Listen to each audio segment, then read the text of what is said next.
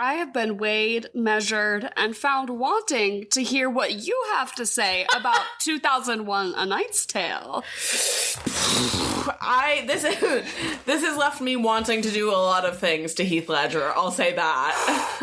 R.I.P. my king. In all that is respectful on his name, I cannot behave the way that I fully would intend to. I was gonna if say, given unrestricted, like if I... It's like, have you ever seen those videos from Janet Jackson's tour in the 90s where she, like, straps boys up to, like, a cross, basically, and, like, literally grinds on their face? Right. That.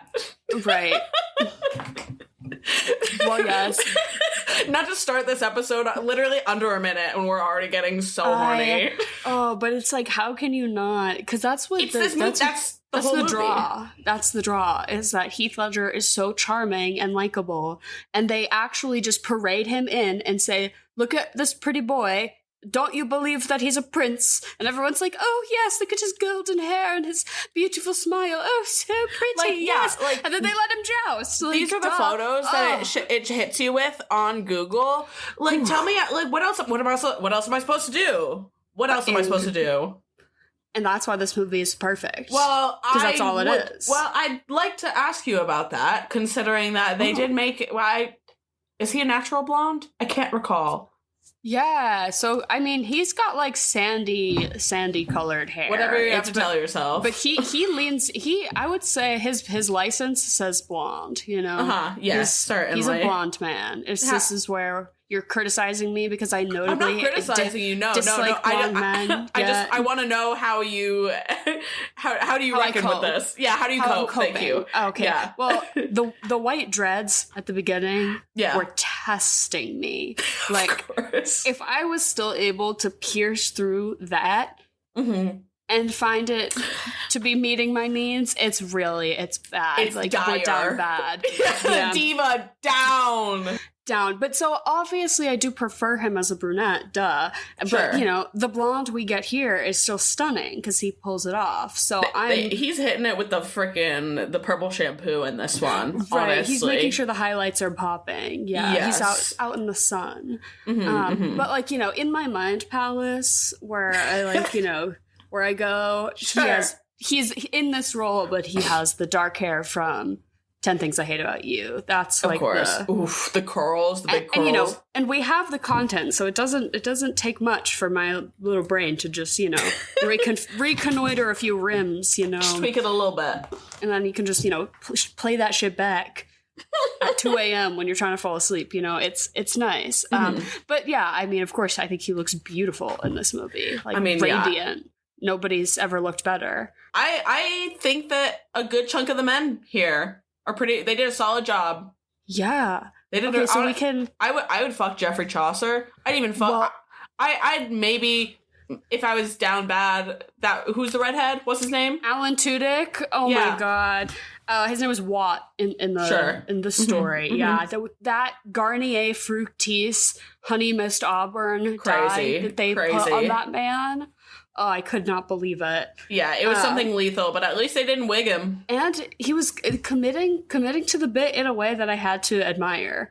I want to find that man annoying, but I kind of liked him in this. Exactly. Same thing with Geoffrey Chaucer, and especially immediately showing him bare ass. His tiny ass. His tiny little ass. Paul Bettany, you need to get your tiny ass onto set because we're doing your opening sequence. Okay, and we're rolling. We're rolling on Paul Bettany's the world's smallest little tush. Did I love every second of it, though? Yes. Well, he was serving. Yeah, Paul Bettany serves as Geoffrey Chaucer in this film. Had you seen this in the past? Yes, I saw this. I think I was in the middle of coping with a breakup, so I was really not there. It's actually a pretty good one for that, though. It's a pretty uplifting movie. Yes and no. I I don't know. I feel like I did not enjoy it as much. Well, I just wasn't in a rom-com space, probably. Oh, sure. But I really liked it this watch, and I felt a little more like I was actually watching it, too. I probably was, like, you know, on my phone, maybe crying last time I watched it. Right. Yeah, real. But no, I had a fucking blast. This is, like, it gives me kids' movie. Honestly, this movie kind of strikes me as a children's movie, which is really fun and just easy on the brain, and I'm chilling.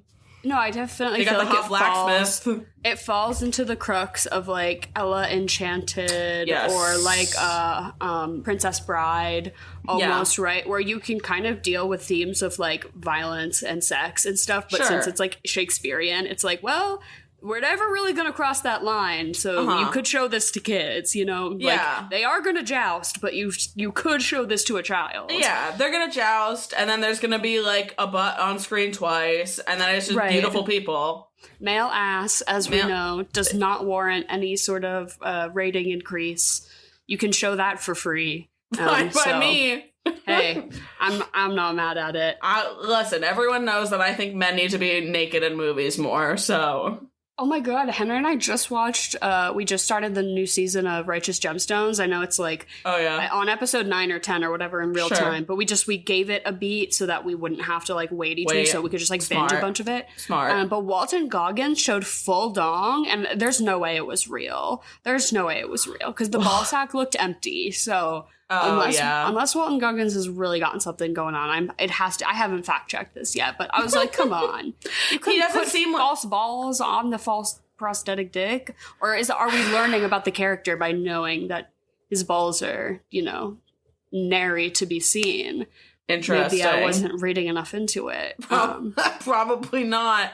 No, but because that's the thing. I think if Walt Goggins, not that I know him personally, but he strikes me as the man that if he had the chance to show his real cock and balls on TV, he would. Yeah. So I'm gonna guess it was some character device. Sure. But.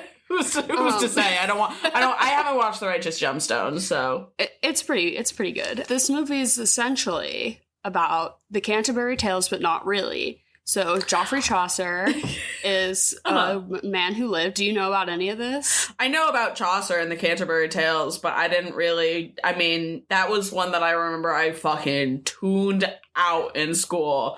Because it's a pain in the ass. It's what, Middle English or some shit like that. Sorry, my brain was not doing that.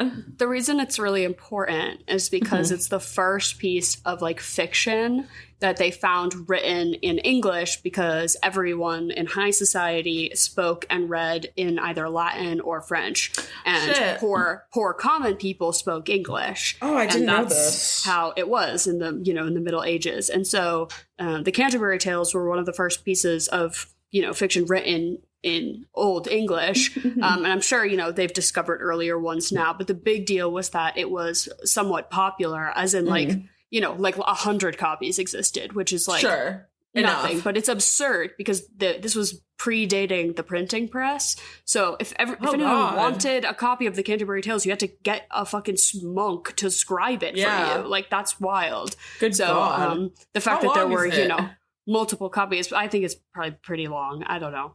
I only had to study it in the abstract. Never actually had to read that shit in school. Yeah. But it basically gave us a very important foundational understanding of Old English, because, using the threads of time to track language progress or whatever, big whoop. But it's basically also, literarily somewhat important because it's about common people. Yeah. It's about a group of people traveling from an inn to a city, and each of them has to tell 2 stories on the way. So it's all about like, the normal everyday stories that people have to tell. And that's what the Canterbury Tales is. Yes. I do remember that. This is not from the Canterbury Tales. There is one called The Knight's Tale, because it's like the guy who's the knight and the stories he has to tell on the journey or whatever.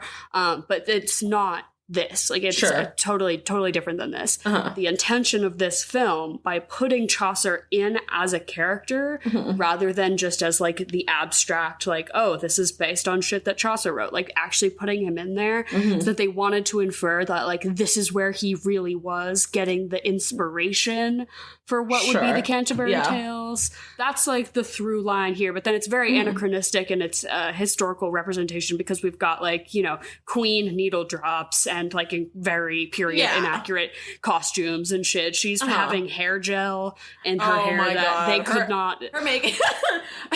Her makeup was ahead of its time, obviously, for whatever medieval whatever we're in.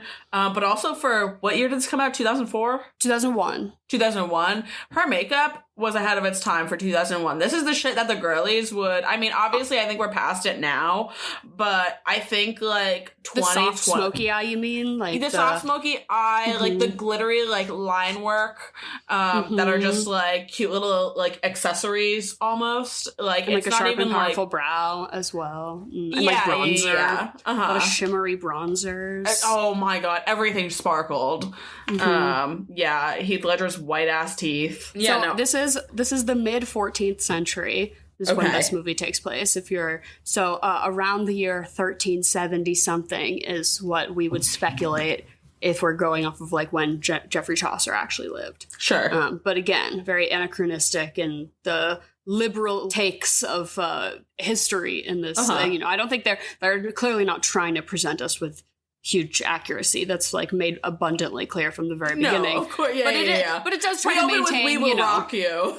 Right. So, but like, it's giving Ren Fair, you know? It's giving absolutely. It's giving King Richards. Yes. Oh my god, yeah. Shout out to anyone who lives in Massachusetts and goes to King Richards Fair. No, but it's closing down. It's closed now forever because the owners are hacks. What? The owners are fucking hacks. I'm gonna kill myself. Are you serious? There's a better one in Connecticut, people say. There's like a different one that's gonna really pop off this next season. I'll give you all the Ren Fair tea. The biggest Ren Fair in New England just got basically this past year. They got sacked.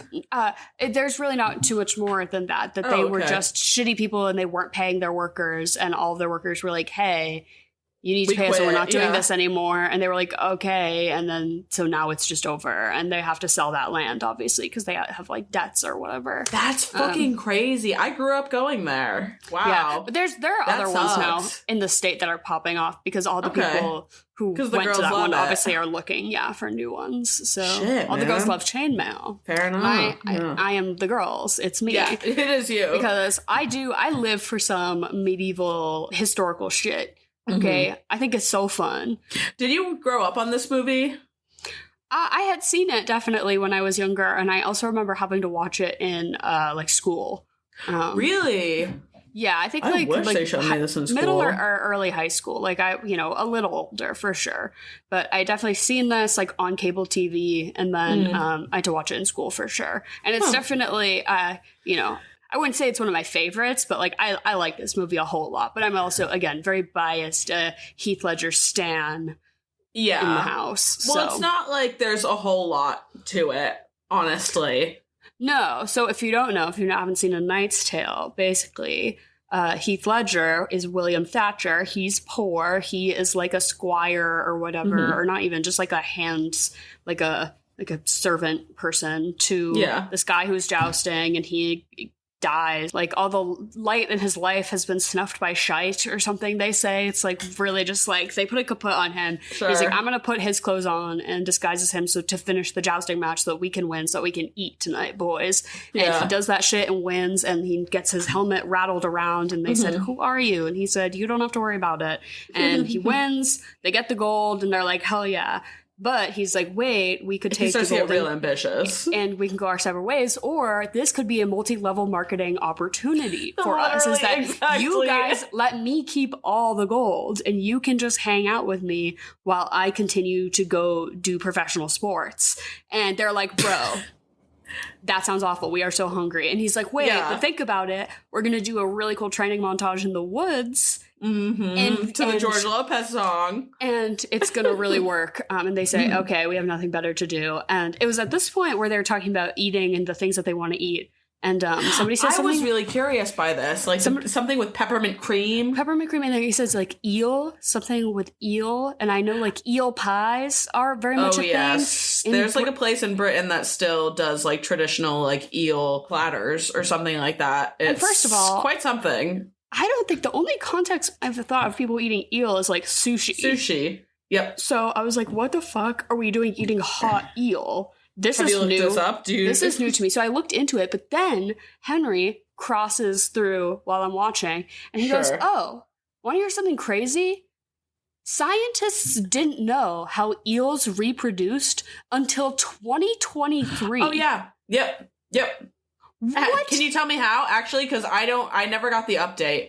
What? Do we know how? My most basic gleaning from this conversation I had with him was it's really similar to salmon and the way that they have a one specific location where they drop the eggs and then, go and they fertilize the eggs. So it's the way that, fish do it. But it's only one spot in the whole fucking world where it happens. So they had to find the eel spot, the sex spot, the eel sex spot, the eel spawning point basically, and all of them start there, and then they start basically sort of like Life of a Tadpole. Every eel comes from the same spot. No, but no. I'll link an article below if you want to read about I'm gonna this. Have to. Because that's crazy. I'm not gonna pull it up in real time because this is again just Henry was like, "Hey, did you know?" And I was like, "What the fuck are you talking about? Eels only come from one spot? I just don't think we should be eating those things hot." But there's so many kinds of eels. Like, there's like only 5 species, and it's this one species that does it this way, but it's the predominant species. But all the other species do it a way that's like kind of like this, but not as intense. It seemed to me, because we were talking about the eels that are up near England. Yeah, the British eels. It's those eels. That's been science. It's been Science Corner by contact from my husband Henry. I'm sorry, but an eel pie sounds fucking disgusting. Yeah, I have no clue what's going on there. Beans on toast? What the fuck is wrong with you? I don't know, man. The whole tomatoes is what gets me too. The whole cherry tomatoes. Oh, in the full English on the breakfast. What are we doing here, girl? Black pudding. Get real. Get fucking. You know what that is, right? It's like intestines. Blood right? Blood sausage. Well, I'm not really against eating a meat based on like what part of the animal it's from. I feel like that's we can have the blood. I think that's fine. It's the fact that it's black. It's a lot. It's the presentation. Yeah. Yeah, girls. Maybe that's what it is. Maybe that's what it is. We need to work on presentation a lot here, because don't get me wrong, I can get down with like a cottage pie, a shepherd's pie, that sort of thing, which is definitely like my suggestion. Why are we putting eels? Why are we adding eels to the pies? Like I get it, scarcity and things, but like, come on, girls. Like we can move on. We can move on. It is trendy to eat bugs now, so consider that. I know, we're like getting into territory where it's like we're eating like the protein blocks from Snowpiercer. Yeah, my guy. Yes, I'm thinking of like cricket flour or some shit like that. Yeah, it's getting really dystopian out here, folks, especially with the Blue Origin trip that just happened. Oh. Did we talk about that? We talked about this last week. Yeah. Katy Perry didn't die. Right, and now she's like apologizing or something. Good. I think we should, this is the thing that she should like feel really bad. I mean, they're obviously test running sending celebrities to space so that they know it's chill, like when it's time to fucking flee. Easily. Yeah, of course. Yeah. Which these end times are not much unlike the end of the Tudor era, which is when this movie takes place. Yep. Yes. Actually, for like a hot second, something did flash before my eyes, where it's like this medieval version of like the rich people get to sit up and wear their decked out shit and like eat the pies and drink the mead and watch while these like athletes that have basically been bred for the purpose of like smashing into each other on horses for entertainment. I'm like, what if we're like not far off from, because like all the MMA, all the MMA boys and like the MAGA-ism of MMA, and then also like reality competition television shows with like pushing people to their physical extremes. And like, how far are we from like a modern day like gladiator situation where we're like straight up putting people in fighting rings and like, but is it just going to be video games this time around? Like, are we just digitizing that? I guess we're just we'll just digitize it. I don't know. We'll see how it goes. That's what RFK is about to do. He's gonna round up all the mentally ill people and put us in fighting pits. Put us in the fighting pits. Oh my god. I hope they at least like designate it by weight class so that like we'll have a chance, but like they can't put me up against like they're gonna make us do the Hunger Games for real. Oh my god. yeah at the fucking loony farms, dude. Oh my fuck. But William Thatcher wants to change his stars, and he's a poor boy from Cheapside, and his dad sends him away, as we learn in a flashback, with like a traveler, and he's like, travel the world and see where life takes you, and it'll probably be better than what we've got going on here. And he seems to be like 8 when this happens. Something like that. Like very small. Yeah, very cutie little actor baby. Yeah, very good young Heath. We can see how that hair is kind of starting to dread a little bit. Oh yeah, which is where we get our end result. Yeah, that shit. He never stood a chance, man. But after our training montage, he does cut his hair. He freshens up. He gets a nice little wolf cut. It's really working for me. And he has his 2 friends with him. Wah is Alan Tudyk, and then Roland. Did you clock? Oh, Robert Baratheon. Did you clock King Robert fucking Baratheon? I didn't clock him, but once I pulled up IMDb halfway through, I was like, I could not believe it. I didn't clock him, but I did clock the Tyrell, who played, what's his name? The minister or whatever. Like, in the beginning where he rides the horse in to the church, and he's like, yo, what the fuck are you doing? Right. Get your horse out of here. Damn. Yeah, it's like, not one of the younger Tyrells. He's like the father. Oh, okay. Yeah. Well, because I did think that our girl Jocelyn was serving Big Marjorie energy. She's like a little flirtatious, a little coy, and she kind of has the upper hand. She socially, sort of speaking, and she is basically the main love interest. And so William Thatcher bumps into Geoffrey Chaucer, who says, "I can forge you some documents so that it seems like you are of enough of a lineage of nobility that you can enter this tournament, and we'll just see how it goes." And it turns out I also have a gambling debt that, you're going to help me pay off by way of winning. And so they sort of come to this little team that they're rounding up, and he gets in, does the little competition, he's doing all the different ones, the sword fighting and the jousting. Kicks ass at the sword fighting. Yeah, he's pretty fired all of them, but then he learns that like the real prestige is in the joust, and he's like, well, that's the one I gotta win then, because I'm trying to be fucking legit. And they're like, just do what you feel, and he's like, no, I need to do the one, like I need to be the fucking best.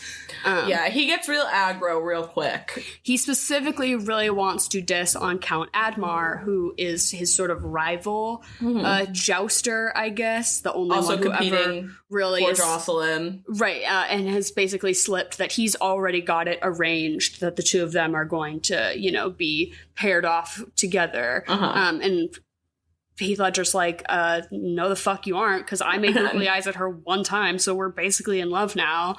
And he sort of he pursues her. He follows her. He's begging to know information about her. She's like, we can match outfits at the dance party. But then, it seems like they really start to get to know each other and to like each other. And he's sort of like, what if she doesn't like the real me? And everyone's like, well, yeah, probably, because she is like a noble woman, right? She seems like pretty fucking of high status, and you're like, yeah, William, get your head out of your ass. You're a phony and a fake. But you're aiming too high, sir. She's like, you're gonna lose. If you really fuck with me, you'll take it in your pride. Like you will throw the next match, and that will be your proof. And even though it's really hard because he's a really, he wants to compete. He's got that dog in him. He's a very proud man at this point. He also is like, he's just gunning for, what's his name, Admar? Right, so he doesn't even really care about these other jousting masters as much. And so he keeps throwing them, and she's like, oh my god, he really does love me. And that's when it's sort of like, okay, it's kind of chill to drop the veil now. Like, I'm... she visits him in his tent, and she's like, he's all tucked up and sad. And she's like, I hear your friends calling you William. Like, I get that you probably have this other whole situation going on. Like, honestly, I don't really care, because you're just keep it real with me. You're like... And I feel, the vibes are vibing. And he's like, great. And so then basically she is like the big prize at the end. And then it gets, the rug pulled out from underneath him, that his identity, because Count Admar follows him into the village and is like, we know you're not noble. Your paperwork is shit. You need to get out of here. And he's like, I still want to compete. And then they put him in the stocks. And the Black Prince of Wales, who he had previously, no one would go against him because he was the prince and they didn't want to hurt the prince. But then Heath Ledger's like, I'll fucking do it. I don't pussy Sign out. me up, bitch. And then he thought that was so chill. He's like, I respect that you did that, man. So he rolls up right in the nick of time. And he's like, hey, I fuck with you heavy. And I think you've got great qualities of a knight. So... whether he actually meant this or just was like saying it because he can say whatever the fuck he wants, he's like, we traced your lineage, and it turns out you are royalty. Right. I'm like, I took that as bullshit. As, like, bullshit. Yes. Yeah. I took that as bullshit. Just like, especially he was like a noble line. Just like there, I'm like, vague. You didn't drop any names. Very vague. Yeah. No, he's just out there riffing. But then he knights him. He's the prince, and he's like, you can get your ass in there and finish out this fourth quarter, okay? And he gets to go and compete as himself this time, as Sir William instead of Sir Ulrich. And he goes and he wins, and it's great. And the whole time they're playing, like, the boys are back in town. It's snappy. Yeah, these cats were cooking. For I have the pride, the privilege, nay, the pleasure of introducing this podcast guest segment host. Give it up for Jen, everyone. Woo! Everyone goes crazy. Jen is here. I would give Jen my token. Your flower. If she was jousting, yeah. Jen would be a very noble knight. Thank you so much. They'd call her, like, Jen the True or something. Yes. Yeah. I've Jen the pushover lately. That's what I think, you guys, this is another movie you could have done for a period piece or ensemble cast. This cast was amazing. Right? And just thinking back into other previous themes we've done, like soundtracks, like banger fucking soundtrack month. I remember we did once. It's a goodie for sure. A lot of Venn diagramism with this one. Because of that, the banger soundtrack, this Chocolate or Vanilla is the theme of group dances in tribute to Golden Years, where they do the dance in the dance hall. Yeah. Hell yes. Okay, so group dance number, Chocolate or Vanilla. Yes. Group is anything more than one person, by the way. Oh, sure.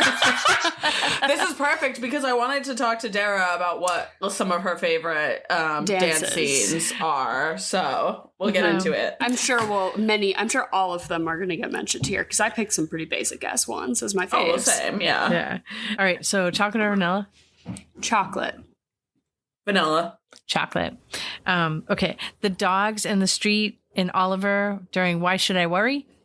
Or Joseph Gordon-Levitt in the park during You Make My Dreams Come True for 500 Days of Summer.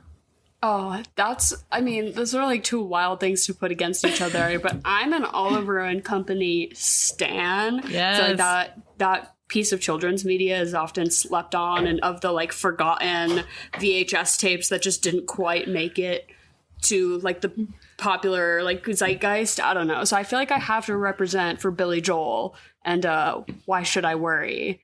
Yep. Can't say I ever saw Oliver. So I'm gonna go. It's a watch. Yeah, it's a goodie. I'm gonna go Joseph Gordon-Levitt, because I do think that is just about the one scene in that movie that is like, I like him. Correct, yeah.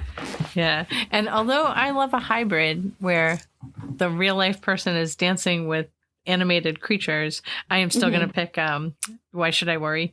Next one is 2 High School Musicals, Get Your Head in the Game, or We're All in This Together. Both iconic. I feel like Get Your Head in the Game, that basketball choreography, the little blow-up basketball you got with your High School Musical DVD and the dance-along instructional video so that you could nail that shit at the sleepover, iconic. Yeah, I'll go Get Your Head in the Game as well. I will also go Get Your Head in the Game. Next one is La Vie Boheme, when they're dancing on the tables in Rent, or Glee, We Got the Beat, when they're dancing on the cafeteria tables. I guess I'll pick Rent, because I assume that whatever they're doing Glee is like a reference to something, which is fine. Like, that's the point of Glee, but I feel like I'll pick the original, I guess. Yeah, I think I have to go with you on that, because I can't even recall the We Got the Beat number from Glee. Yeah, I'll go with Glee. Because I always do. It's when they were trying to recruit people to be members of Glee. The Purple Piano. Like season 1, episode 2 or something? I feel like season 2, episode 1. Yeah, exactly. Okay. Not us naming episodes like that. Well, now I'm trying to think, no offense, Jen, now I'm trying to think what's the most iconic like Glee dance number that you could have picked that's like far more Bohemian recognizable. Rhapsody, if you ask me. But that wasn't even New Directions. When they do Heads Will Roll on the football field, that's what I would say. That's one of my favorites. Picked that one. Britney, sniping. True. Okay. Santana. Well, for me, it was the Santana Britney song in that episode. So next one is Cell Block Tango from Chicago, or Jailhouse Rock from Jailhouse Rock.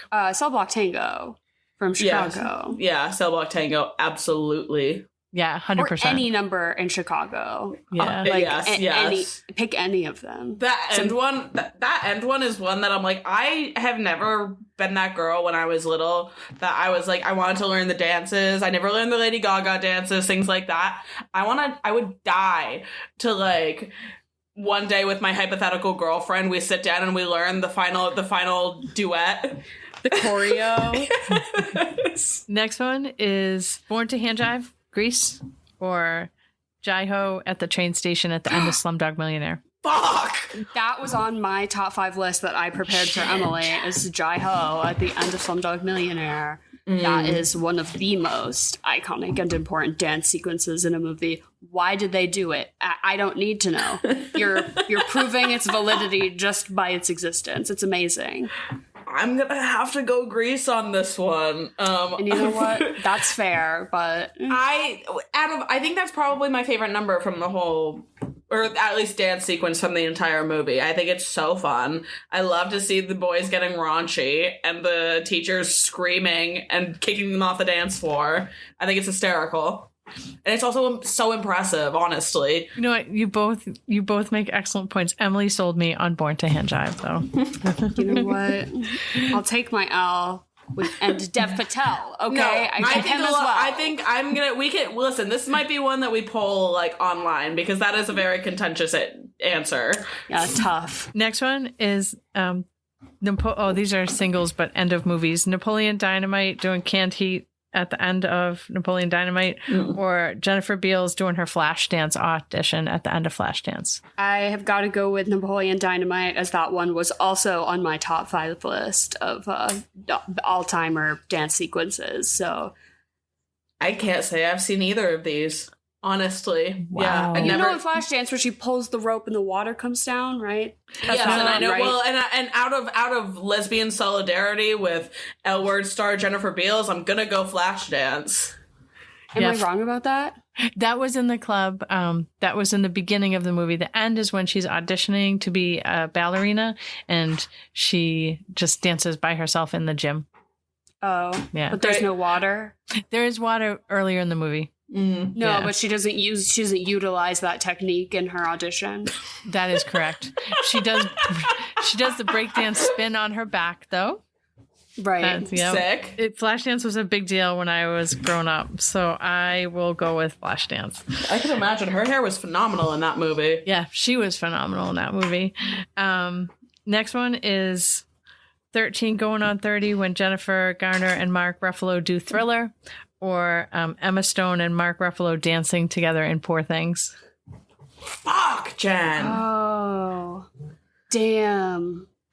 This is really hard. Oh, I guess I'm gonna pick Poor Things because I think I just like that movie better. But that dance scene from 13 Going on 30 is so iconic, and I feel like that movie for the longest time was my staple of like, I can't say I don't like rom-coms because I do like that one. Yeah, like I always wrote off the genre, but I was like, but I always fucked with 13 Going on 30, so I gotta go with Poor Things.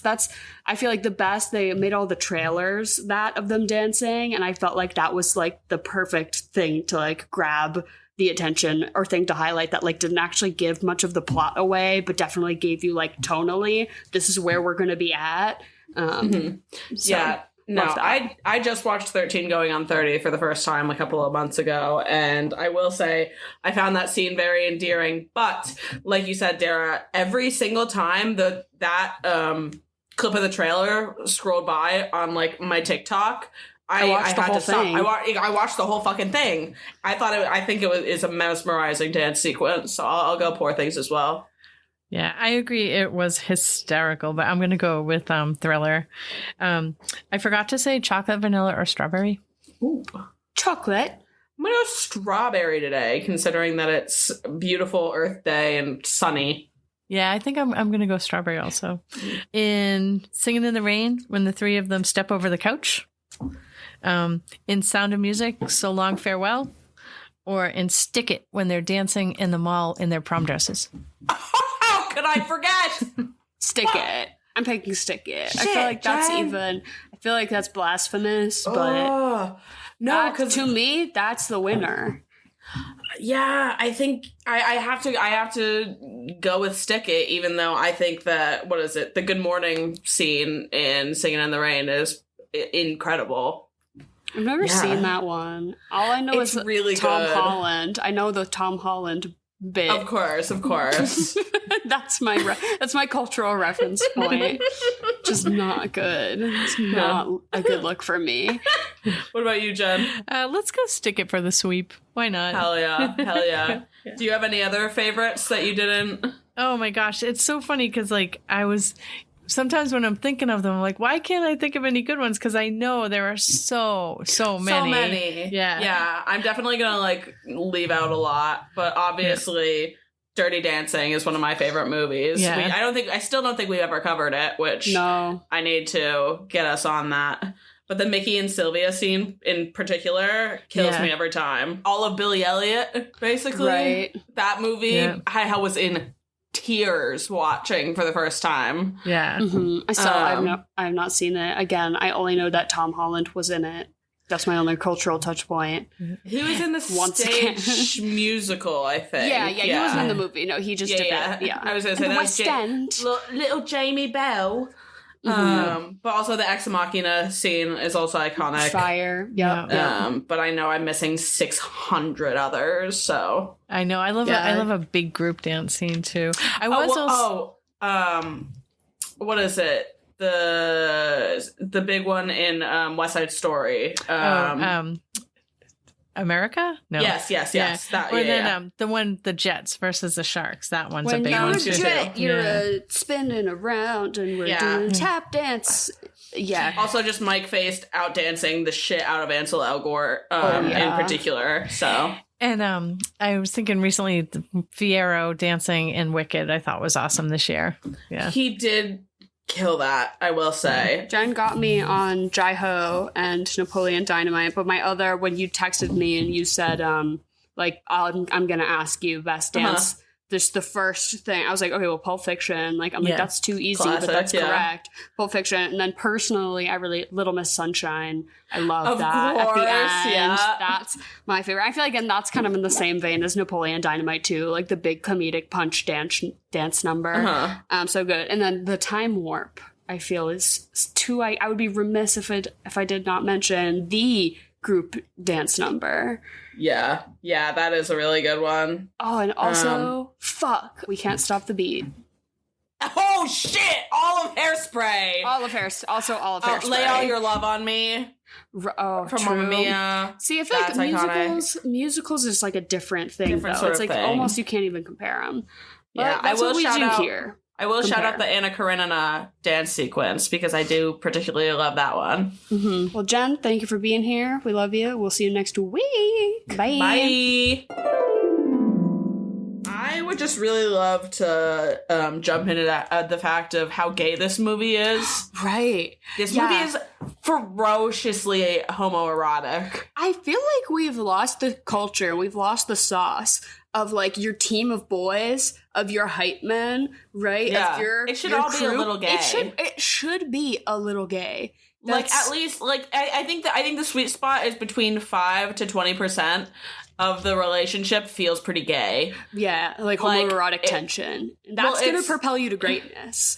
Yeah, our redhead and William Chaucer are constantly bickering, and I'm just waiting for one to mount the other. Right, yeah, like flirty. You can do flirty bickering with your friends. But what is it? Admar and Heath Ledger literally fuming over each other this entire time. There's one scene in particular that Admar's on the battlefield, and he gets like all the papers back confirming that William has been winning tournaments left and right, and he is furious. Yeah, and then the other one, what was it? What was the other guy's name? Roland? Yeah. Roland's giving me gay, sitting in the corner, weaving his best friend a fucking tunic. A pretty light forest green tunic with gold embroidery, and I'm like, okay, gay boy. Yeah, just like and also everyone is just in love with Heath Ledger. Like everyone he speaks to is like, oh, okay, well, I'm gonna do anything you fucking say now, because it's just like, how can you not? Look, all he has to do is smile, and it's like staring into the fucking sun. But Chaucer immediately is like, I'm hitching myself to this wagon, okay, honey? Yeah. Like, honey, I do PR, and this is some great material I can work with, all right? And he rolls up into the city, and he says, we're doing grassroots campaigning. We're getting the people involved. And the whole thing ends up being that he sort of is a knight of the people, because Chaucer gets up there and is like, hey, everyone, not just the rich people, but all you in the back, we see you too. Which is, the people get really riled up and into, being included, which is the whole, his lineage isn't really noble. He is a peasant. Anyone should be able to, prove themselves or whatever. Yeah. Can I say something maybe controversial? Sure. I didn't give a shit for Jocelyn in this movie.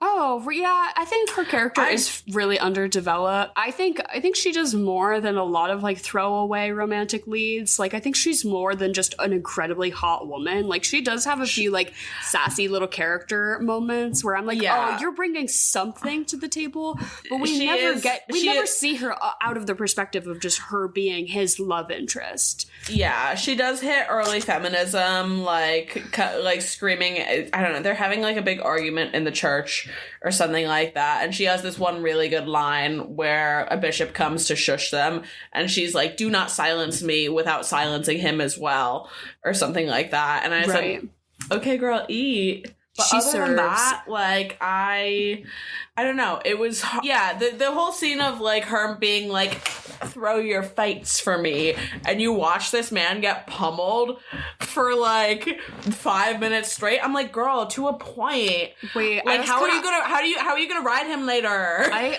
understood her, though, because I also am like, wait, I kind of want to watch you lose a little bit. Like, wait, I kind of want to watch you down in the dumps.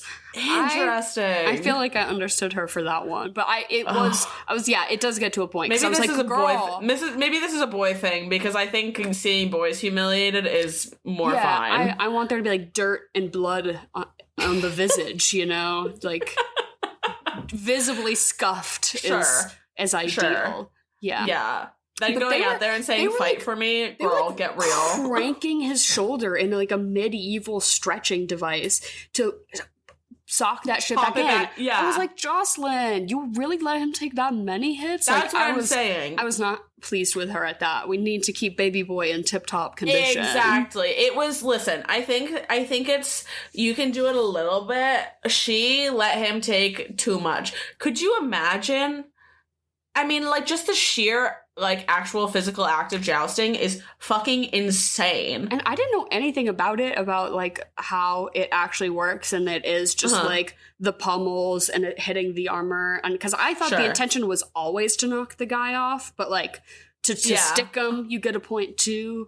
And all of that business. It's the same way that football is, like, barbaric, of course, but, like, you know, but that shit will kill you. Yeah. That shit will literally kill you. I forget, people were, like, back then were so, like, did not give a shit as long as they were entertained. Yeah. Wild. Buck wild. And they, like, used it as military training in between wars, and that's all anyone cared about was wars. So if a war wasn't actively going on, you're like, well, what are we going to do with all this war equipment we have? It's all we fucking have. They're like, well, war parties. And basically this was, like, the result, you know, historically of, like, what we do to fill our time when we're not actively in battle. Because, again, if all of your energy and resources are constantly being put towards things like blacksmithing and fucking weapons mastering, like, why wouldn't you just send that? You're in the off season, that's all. But it was dangerous, and they did die, you know, a lot. Oh, constantly. It's literal sword fighting. It's Well, my question is, in the future, do you think Heath Ledger goes on to, like, he is obviously a knight at the end of this movie? Does he go on to, like, battle in war? Yeah. Or is he just a pretty boy?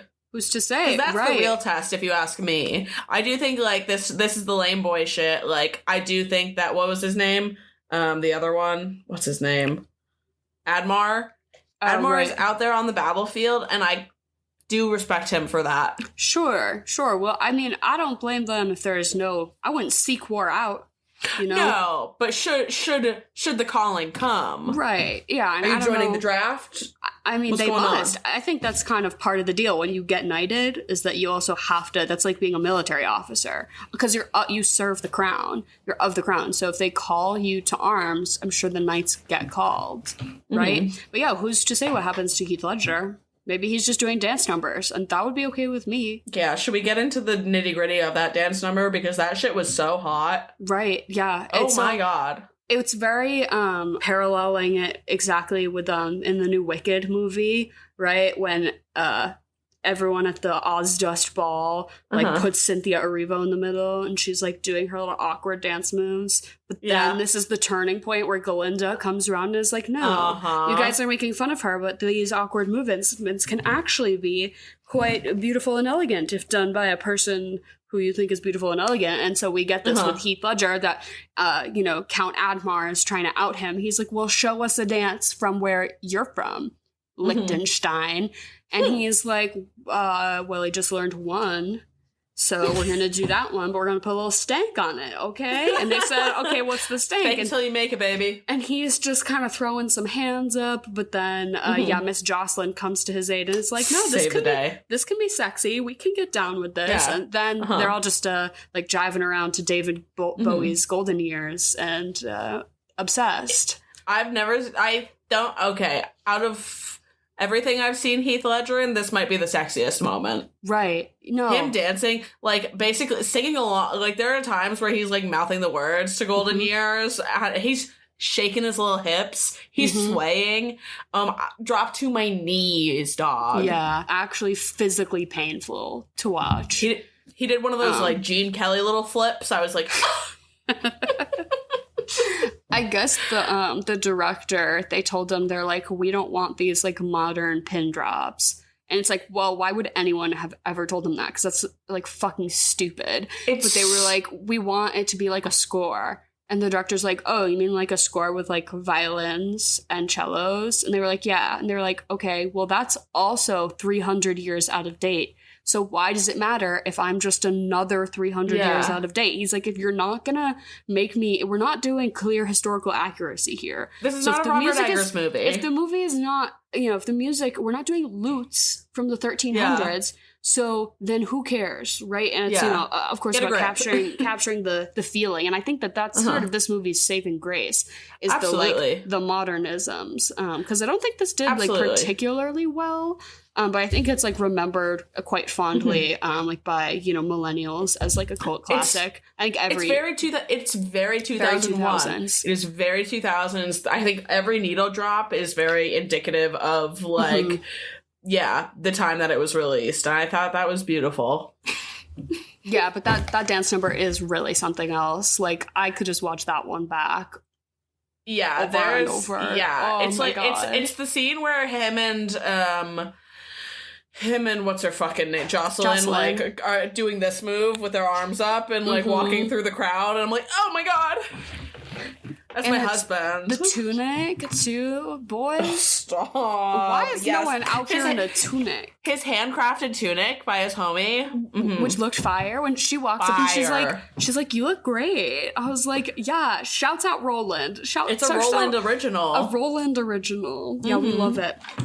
I was obsessed with her hair in every scene, just the extra lengths that they were going to give her the most 2000 era hairstyles was just chef's kiss. I loved it. It looked something straight out of an old Vogue magazine or something. If we're on the topic though of costuming as well, please, that jacket that they put Paul Bettany in for Act 2 and 3 as Chaucer, it was a leather. Oh, with the fur. The brown leather with the black fur trim and with these little slits that came all the way up. Yeah. That shit was so fucking cunty. I was looking online for sewing patterns, trying to find a match for that jacket because his drip was irresistible. Let's get high slits going again because I was just at the Lucy Dacus concert in Boston with about every other lesbian in the tri-state area. What was her name? Katie Gavin from Muna opened for her. And she had these almost think of the Pedro Pascal dress pant shorts or what's his name? Lee Pace in those shorts that he wore to the Met a couple of years ago. Sure. With the high socks. Mm-hmm. It was those, but then slits all the way up the sides. Ooh. It was so crazy cunty, dude. Amazing. Yes. Slits are in. You heard it here first, folks. Mm-hmm. Trendsetting on the swamp. I will really be trying to get myself a accurate Chaucer replication costume for my next Ren Fair exhibit that I attend. Because I think that's a great idea. I think you should get a mink. No, that shit's nothing real. That shit's so expensive. Fake. Some fake. Yeah, no. Except I went to fucking Joann's and they claimed that they're liquidating and going out of business. They're selling the shelves, bitch. And even then, 40% off, that's the best you can give me. Are you serious? What? I was going there because I was fun, liquid. Trims and fun feathers and stuff. I was like, they'll be so cheap. No, they weren't even. I was like, what? So these are just gonna go to a landfill? I'm fucking pissed. Yep. I also went to a Costco for the first time. I'd never been to a Costco before. Have you ever been to one? You were telling me you were telling me about this last week or so when we were recording, and I'm actively jealous. It's sort of an out-of-body experience. $1.50 for a hot dog and a drink, though. Not bad. Can't complain there. I grew up going to BJ's, which I don't know. No, I think that's just a very local thing. But it's like a Sam's Club, a local bulk foods. I would love to, going to a Costco is, on my bucket list, unfortunately. Well, my America bucket list. I've got the hookup for the you have to have the membership card. True. I myself am not a holder, but what really resonated with me is that you were saying that you weren't entirely interested by Jocelyn as she was feeling very early 2000s feminism. And I have to say the same thing about the character Kate, the blacksmith. Easily. Her whole thing was and she's also a woman. She's a boy's girl. She's one of the boys. She's a widow, so she's allowed to still practice her dead husband's business, which is the only way that women were allowed to be blacksmiths in the times. And they weren't even allowed to make armor. They were only allowed to make horseshoes. Heath Ledger finds her and she's willing to do armor, pro bono armor for him because she's looking to invent the Nike symbol. She's like, my tradesman signature Nike swish on your fucking armor. That really got me. But her whole thing, was, they're like, are you a blacksmith or a woman? And she's like, sometimes I'm both. But I liked a few of her character moments because she was very cool and very hot. So I did, I enjoyed what little we did get of her, but I felt the same thing with Jocelyn, that it's just like we never really got enough screen time with her to like learn enough about her. Really, which it's almost like I just wish they kind of cut Kate at that point, and which I mean I do think personally this movie could still lose 30 minutes if you ask me. Right. 2 hours and 14. Nah, for this. It could be 90. You're right. Yeah, it could be 90. At least 100. But I will give them credit where credit is due. I loved that cunty little hawk that the squire was holding, and he had his little eye covers on. Loved that accessory. Yep. And then speaking of eye covers, the blind dad. He was my favorite. I honestly really enjoyed his character and that backstory that we got. Right, we got more of the 3 minutes from the dad than we did for like the main female characters, like the women who are supposedly his love interest. And Kate, I actually was really glad that they didn't fuck around and try to, that Kate is secretly so in love with him, or or like even a side romance with Kate. I was glad we didn't really get any of that. She's all business, bitch. It felt really like that would have been super unnecessary. But the blind dad coming in at the end, and he said, oh my God, I'm about to rip your heart out to shreds. He said, I know that voice. Oh, and have those feet traveled you back home to this very day? Yes? Bring it here, son. Oh. That gave me goosebumps, dog. Yeah, so good. I will say, I really enjoyed that. So, I mean, if I'm gonna fuck, marry, or kill someone, I might marry his father, honestly. So, I feel like we don't have three, because are the three main ones, like, what? William, Roland, and what? Or are we not William, counting Roland, Chaucer? Kill, fight? I feel like let's just cut Roland and Watt, and let's do Heath Ledger, Chaucer, and Jocelyn.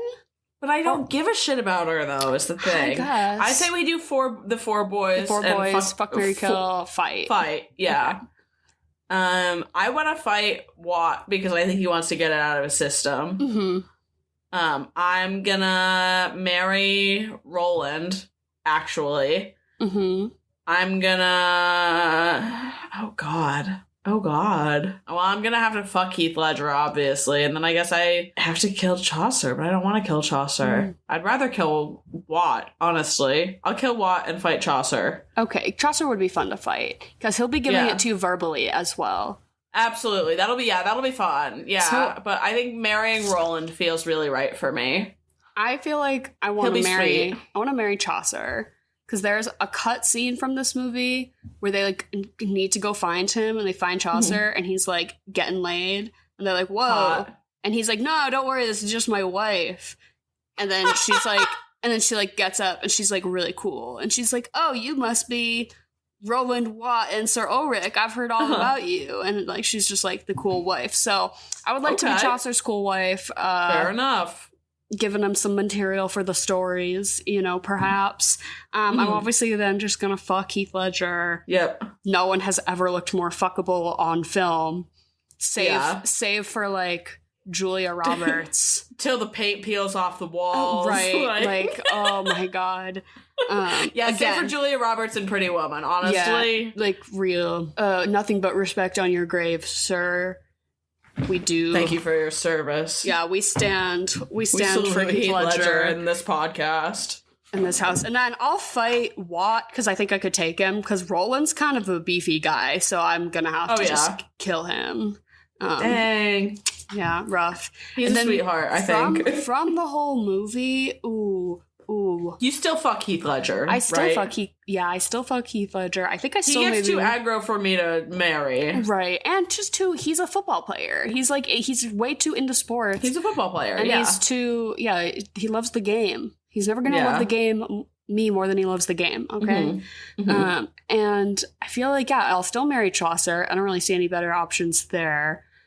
And then I'll kill Count Akmar, because he's a fuck. I'm going to marry the Black Prince or whatever his name is. Hot. Yeah, he's the future king of England. So you're going to be the queen of England. He was really hot. I would absolutely be the queen of England in this scenario. That guy had like reverse iPhone face. Like he looked like, I was like, I believe that they got the guy. They got the real guy who was from 1307. Yeah.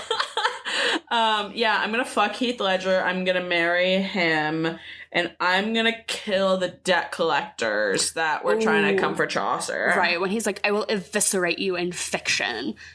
I'll write about your zits. I was like, honestly. He said, I was naked for a day. You'll be naked forever. Hell yeah, girlfriend. And then what are you going to bring to the function? You're having a little Knight's Tale party. I'm keeping it real basic. Mead. Same. Have you ever had mead? Maybe once. It's pretty solid. So fucking fire. I feel like some of the shit they sell at Ren fairs is like knockoff or watered down mead. Because real mead is like pretty fucking expensive. If you go to the liquor store and you find the mead section, it's honey wine, right? It's honey wine, yeah. But you can get like ginger or raspberry. You know the flavors. The flavors they've got on mead are fucking nice. That sounds really lovely. It's really sugary though, so it will give you a headache and a hangover. So that's sort of the downside, especially it's like something you want to drink copious amounts of.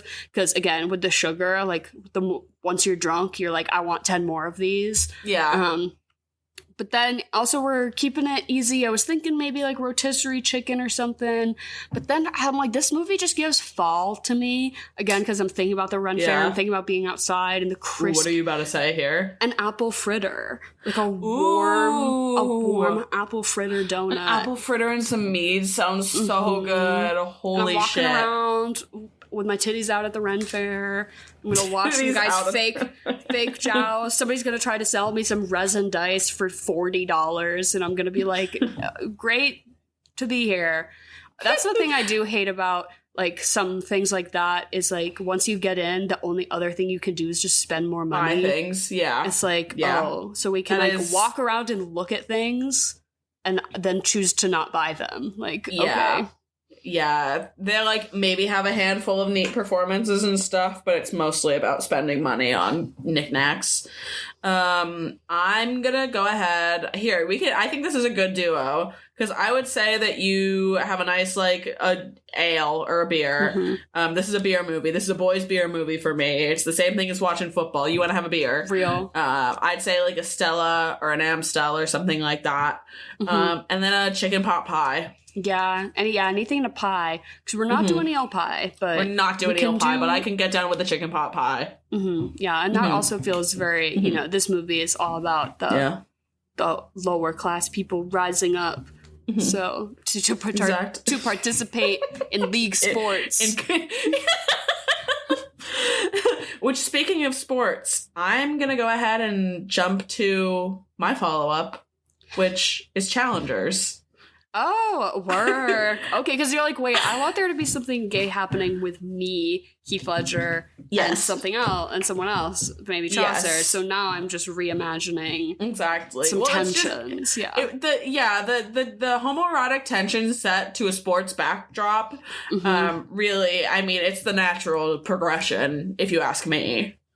I felt like Ella Enchanted was a good one after this. If I wanted just like another like medieval period piece, like but still very anachronistic and fun and punchy. I also thought of The Little Hours is another like so good, period accurate, but like also not really at all, but just like so fucking funny. But then I feel like I just settled on Shrek because to me it does have Shrek vibes. It has huge Shrek vibes. To me, this movie is like why would we ever need a live action Shrek? We have this movie. Exactly. Like basically, you know the scene with Bad Reputation, right? And all the beer is spilling, and I'm like, that's what this movie is. They literally have that exact same thing happen, and and what song fucking plays? Not The Boys Are Back in Town. Not We Will Rock You. Oh, Taking Care of Business. Taking Care of Business. Oh, yeah, and when he's sword fighting. And just crushing the competition. That happened to Shrek. So. Did these both come out in 2001? Yeah. Icons. Interesting. Icons only. Yeah, exactly. Yeah, Heath Ledger and Shrek. Out of 10, I'm going to give it an 8. I think this movie's solid. I'm going to give it a 6. Mm-hmm. Yeah. Understandable. I did enjoy it. It's one that I would throw on like for a background movie. Yeah, for sure. Mm-hmm. And just like, the Tumblr gift sets of Heath Ledger just never looking happier. With his big smile. Yeah. What more could you want? Once again, rest in peace to an icon and a legend. Thank you for listening to The Swamp. Oh, I saw Sinners last night. Oh my God, how was it? Yeah. So word to those at home, definitely make the effort to go see it in IMAX, because I didn't do that. I saw it at a really shitty theater with a not good screen, and I liked the movie and I thought it was good, but I've been seeing so much shit on my Twitter of people explaining the importance of, this movie was shot for IMAX and like aspect ratio changes and just like crazy shit that I totally think I missed out on for like not having seen it in the optimal format. Like I legit would go see it again, I think, in IMAX to like get that experience because of how much I've seen on just like how much thought was put into that, part of it, which I think is so fucking cool. But yeah, it was really good. It's definitely worth the hype. I do think Michael B. Jordan has iPhone face, though. I was like, I do not believe you are from any olden time, sir. Your face is too dewy. He's glowing. Polished. Yeah, he's polished. But he did a good job, and no spoilers really, but he was a twin of himself, which is my favorite thing in any movie. Add it to the list. Ryan Coogler really said, that's my muse, and I can't think of anything better than a Michael B. Jordan than two Michael B. Jordans. So he made that happen. Yeah, it was good. Nice. You definitely should go see it in the theater and then catch it while you still can, because I think this is one that they're hopefully really going to continue the theatrical run of it because of how much people are talking about the need to see this like in a theater and on the correct display. Sure. So I hope they keep it running for a while, because to just dump this onto video on demand seems like such a waste. Shame. Yeah, no, I'll have to try and fit that into my schedule. Right now, I'm, right after this, I'm going to go buy my tickets for the re-release, Revenge of the Sith. Yes, I have my tickets as well. I'm going with a whole big group of friends, a bunch of us who had seen episode 2 when that, had its 20-year, whatever, a couple of years ago. And it's so fun to go see old movies re-released in the theater. It's my favorite shit. I just saw Princess Mononoke re-released at Coolidge Corner. That's nice. Yeah, it was fucking sick. It was the first Ghibli movie I'd ever seen on a big screen, so they do the really Ghibli crazy. Like festival at most theaters every year. You can go see. I went and saw Kiki's Delivery Service this past year, and they're just such beautiful. They're so beautiful. Like you could put any of them just up on a big screen. It's just that's the way. Yeah. Yeah, it was one of the ones, too, where I'm like, okay, thank fucking God I saw this. Because, like, just the sound design, too, comes through, obviously, better than anything when you're at the theater, so, yeah. Yeah, get your asses out to the movies. Maybe go see a movie this week, girls. Try to distract yourself from whatever's going on in your personal life or the greater life that we are all currently being subjected to. We'll see you all in the Loopy Farm. Yeah, we'll see you all at the fucking child fighting rings that they have at the Loopy Farm, where they had an AI, sort us by... Pair us up. By weight class and skill and ability. Yeah, we all took a survey run by a chat GPT that put us into groups. Oh my gosh. Can't wait to see you all there. So horrendous. We love you all. We'll see you next week, and keep suggesting movies to us in any capacity. Let us know what you think. And goodbye and good night.